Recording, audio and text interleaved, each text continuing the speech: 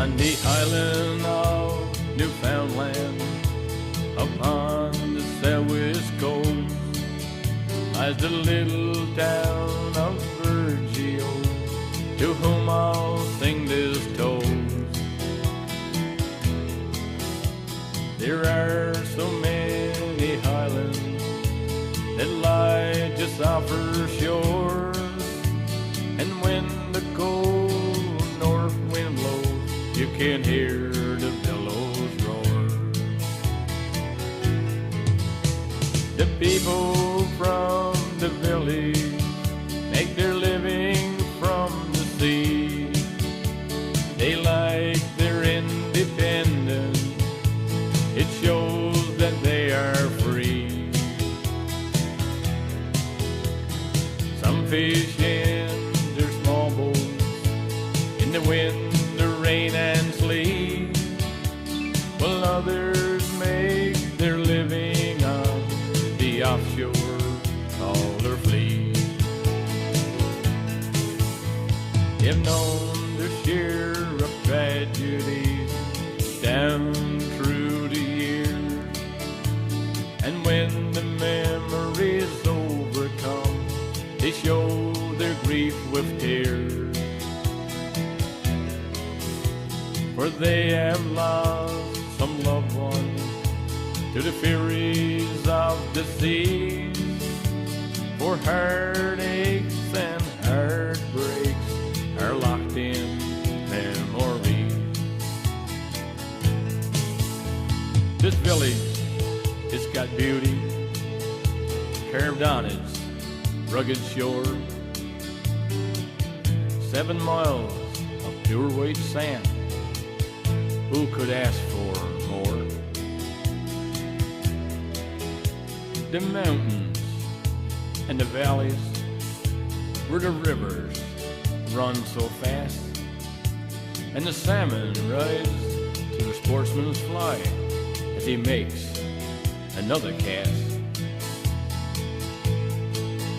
Tell the people of this village love their native home, for anyone who goes away most surely will return. Just like that lifelong mystery, the answer you won't know. What makes this rugged village burn so deeply in your soul? What makes this rugged village burn so deeply in your soul? Good evening and welcome to This Week in Review. Tonight in our stories we have the Mitten tree, news from the kindergarten grade 1 class, Green Community Fair. Please stay tuned for these stories after this. Try your luck on Wednesday and play TV Bingo sponsored by the grad class.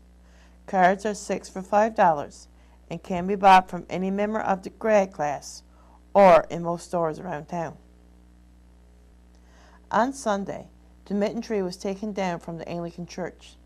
A group of 8 people gathered at Stella Fudge's to sort out the items and get them ready for shipping. This year, the knitted items was sent to a refugee center in Montreal.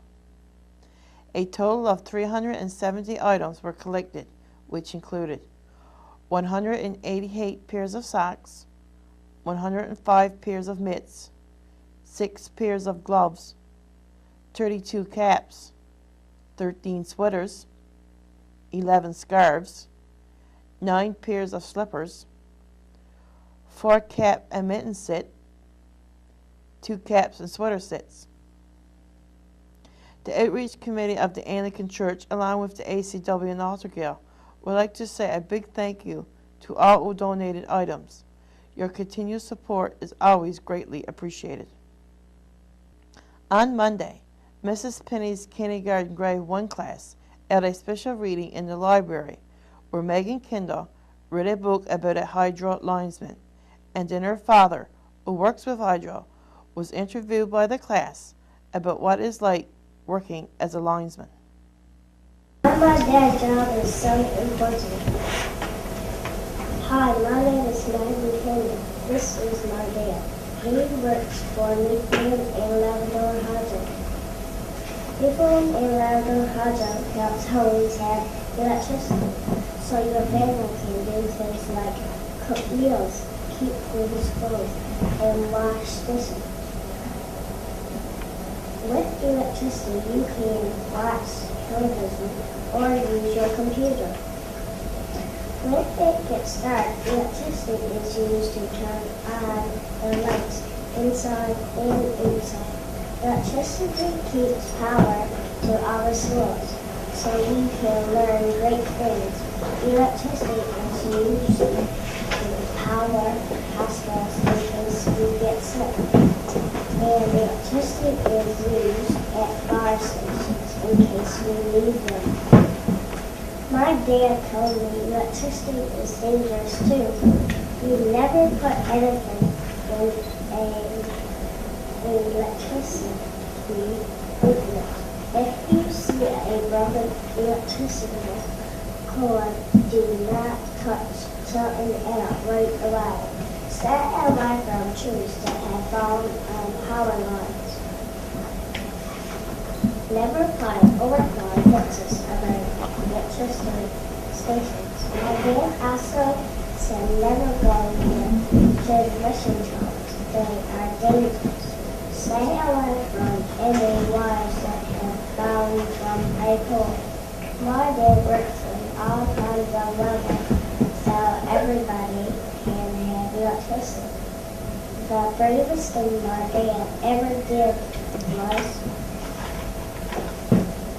when my best friend Tommy's kitten climbed a thing, my dad saved her. Tommy was so happy. I'm so proud of my dad. When I grow up, I want to be a lineman just like him. What sort of things in our house use electricity? A lot of things use electricity. The computer, what toys that batteries be charged up, your TV, your refrigerator, pretty well everything. To get hot water from electricity. So pretty well everything that you use today needs electricity. Okay. Should we walk our broken wires?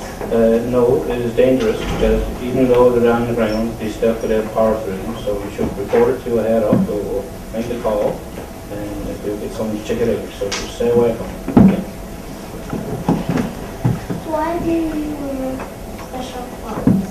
We wear special clothes to keep us safe. We wear gloves, hard hat, safety glasses, steel-toe boots, and our coveralls are all part of our uniform that we wear to keep us safe and keep us dry too. What?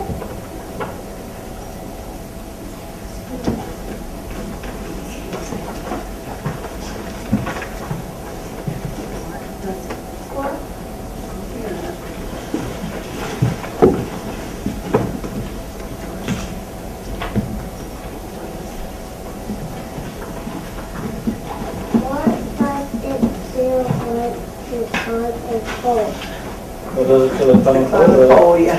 If it's nice weather, is a good job, but you got to get up in the rain, snow, and wind. It's not so good then, as you can imagine. But it's a good job. Maybe on one of those days you could be at it yourself. Do you think Tony would like to be up in the pole today? Just look out the window. No. No, not a great day for climbing poles, is it? Okay, Kaylee. Did you ever save a kitty on a From? pole? No, I've never ever saved a kitty, but we travel to small communities down on the coast, Bradford and Francois. And the last time we were down there, we had to change the street light because it wasn't working. And after I got it took down, when we opened it up to check it out, there was a bird's nest inside with little eggs in it. So I said, we should put that up pole again because the mother's not going to find the nest. and after we put it back up, even though it wasn't working, that after a while the mother found the eggs. They go into the back of the light, and so hopefully that the bird hatch. Cool. Why did you climb poles? Climb poles to give you power, and sometimes you might get trouble with your power, so you get to take everything out and make sure it's okay and safe.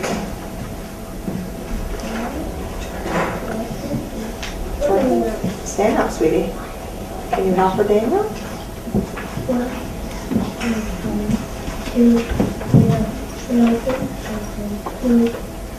3, 4, 5. What happens to children who play with wires? You can get hurt, so you should, anytime that you should, if there's wire down the ground, or even if something looks wrong, you should report it to a head up, who call a toll-free number that your parents should have, that you'll call in and you'll get someone right away to check it out, because it is very dangerous. What should we do if we see the tree or a wire? Again, you should tell your mom or dad, and they'll call someone to get it checked out, but you should not touch it, because the tree could be dangerous.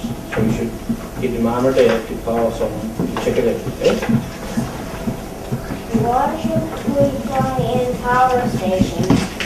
Power stations are dangerous because there are a lot of low wires in them, and that is the main where all the high voltage, a lot of power comes in. So they're really more dangerous than anything else. That's why they got a fence around to keep everyone out, not just kids, but everyone else to keep them safe.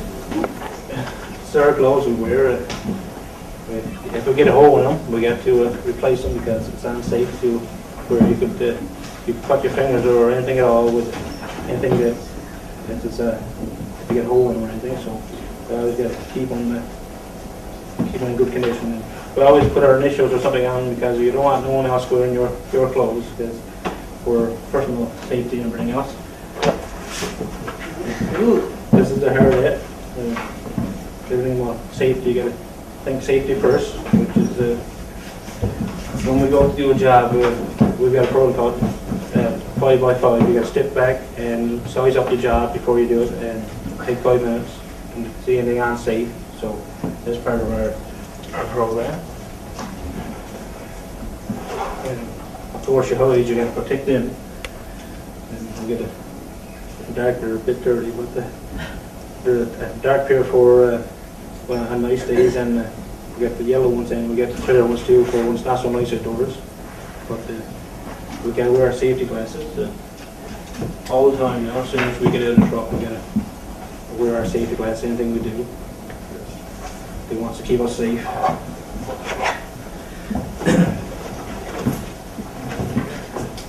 These are our jackets. They're flame proof, retardant. So any sparks or anything now, we won't get burned. A bit dirty, because we were on the road last week and didn't go back to leak, so we didn't get a chance to wash it.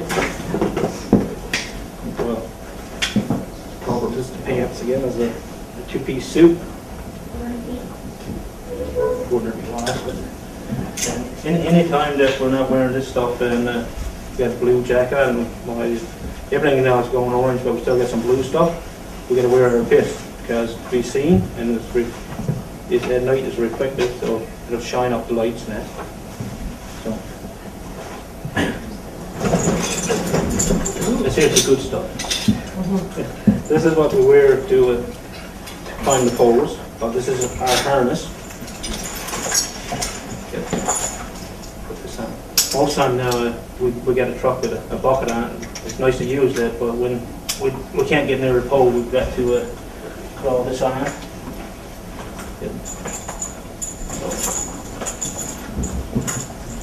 So now.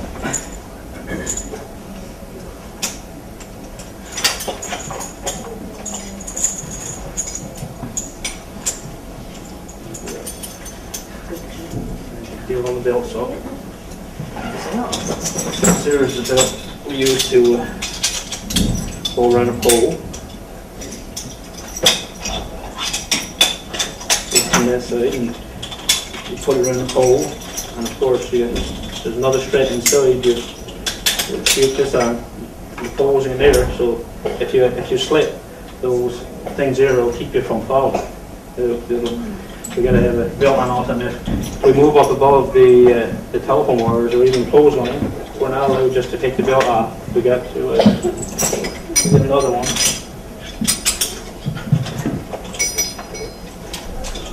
So somewhere.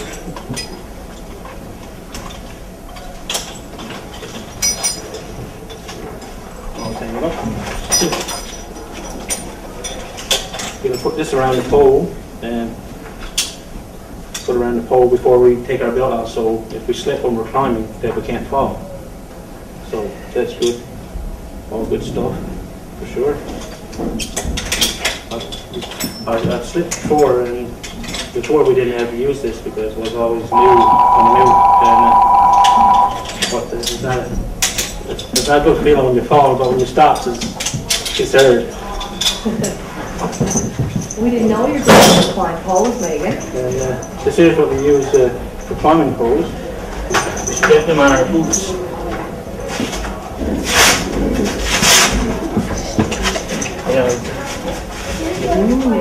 You got to keep them very sharp because we're climbing the poles. Oh, see the big spike in your back? We have one for each foot, yes. Yeah. One for each foot. These always kind of hurt. Because we travel a lot, I keep that in my bag because it's a first aid kit. Because last week we were up to a couple of small things, Grand Britain, Apollo, and then in time you might get a cut or something. I always keep it in the bag. So, but, we got to keep it safe. Do you think he's going to be safe with all that stuff on him? Yeah, even indoors. It gets heavy because our fuels go in that and fall on our belts, and that gets the fuels. So we do get heavy. Like, we need all that safety equipment before we safe. Exactly. Yeah. Because we want home the end of the day.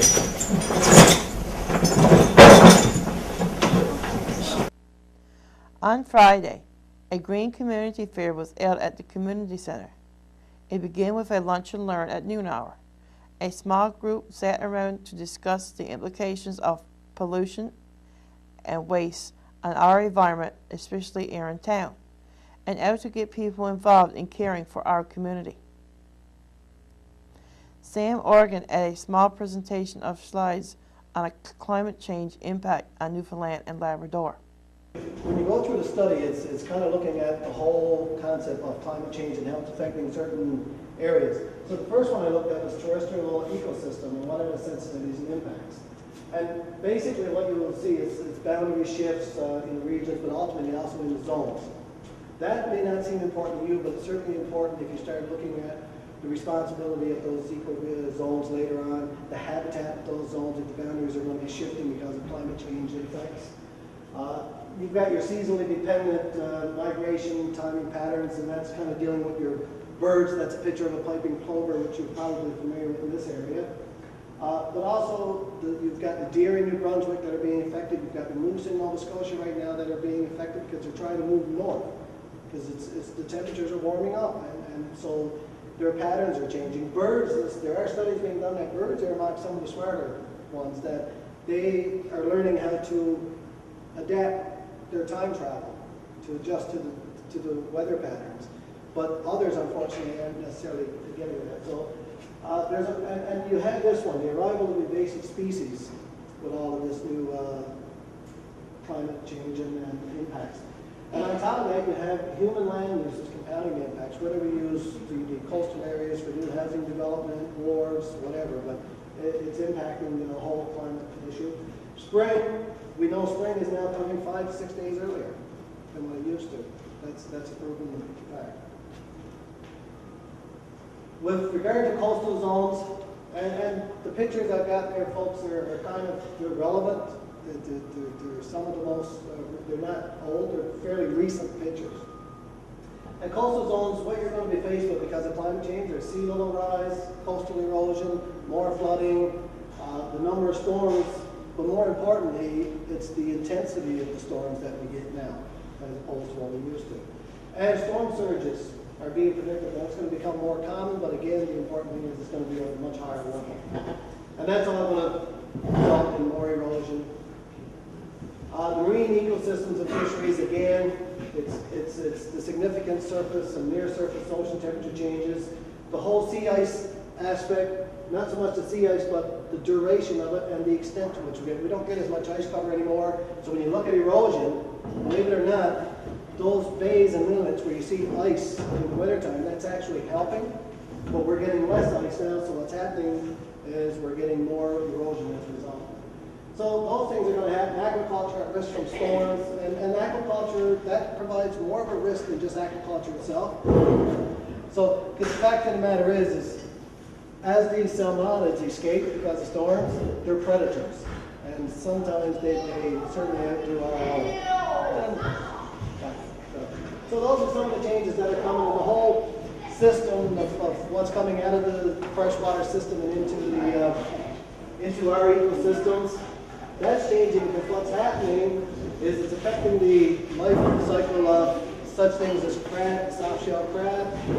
It's also creating more what they call sea lettuce. So it's just not as attractive anymore. It's becoming less attractive. And this is really being affected from the fishery point of view. One that, when you look at it, is kind of confusing. Right? And this just shows, you see the water coming out of the St. Lawrence.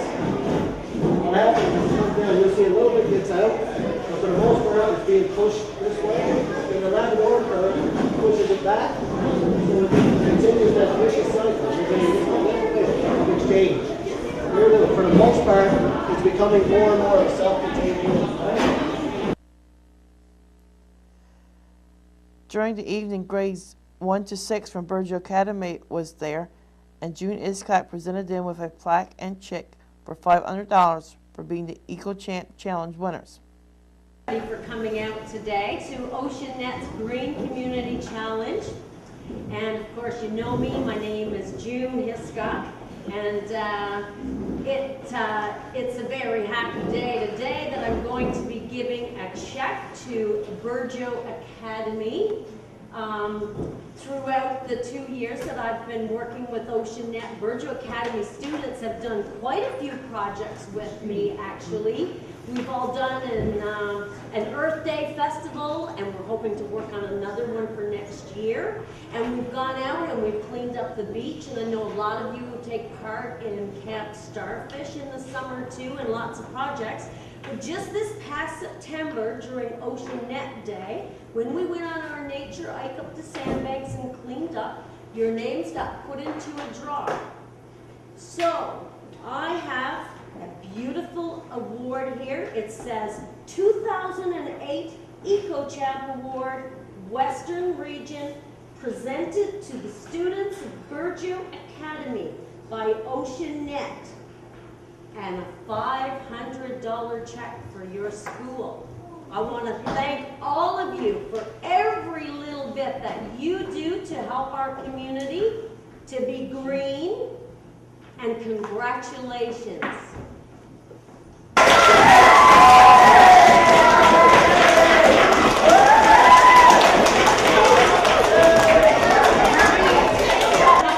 On behalf of Burgeo Academy and Mr. Penny, who could not get here right at this moment, we would like to thank June and her involvement with OceanNet, and we are so very happy to be involved in reuse, reduce, recycle program, and thank you very, very much. June, along with help from Kayla Krant, draw names for prizes. Everyone there received a prize. Amber Strickland.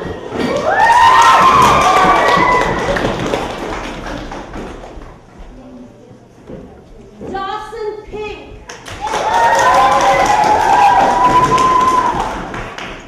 Josh. One Josh.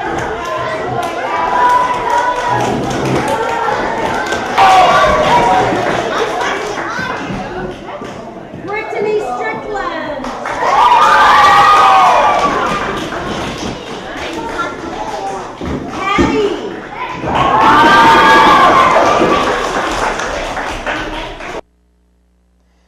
also presented Mrs. Marlene Vatcher's class with some pennies that she had been collecting. Just wanted to, you know, we're talking about recycling and regifting and all of these wonderful art things. And Miss Thatcher's class actually has been collecting pennies. And to me, this is kind of like recycling. Not a lot of people use pennies these days because you can't buy very much for pennies. But if you put all those pennies together, it's very, very important what you're doing. And also, you can save your pennies in a lot of different things. And I was thinking maybe next year, before Ms. Vatcher presents her pennies, maybe we could just have a show of what everybody collects their pennies in. And this is a really special piggy bank that I have that someone in Burgeo made. And so I save all my pennies. And so I'm going to give them to Ms. Vatcher's class today because she is doing that. And I want to let everybody know out there in Burgeo too. Save your pennies. See a penny, pick it up. All day you will have good luck. You're going to take them. Thank you very much, Emmanuel. And thanks for everything that you do, and I look forward to the next time that we're all hanging out together. And if you got any good ideas, you let me know too, please, because I really appreciate that. Just one moment before we leave, I just want to thank Kim on the, Oh, yes. June. I want to thank Kim, and I want to thank June on behalf of everything that she's done for OceanNet and everything that she's done to involve our school. We very much appreciate winning, and thank you for all the wonderful prizes today. Well, you're welcome. This concludes our program for tonight. Thank you for watching. Good night.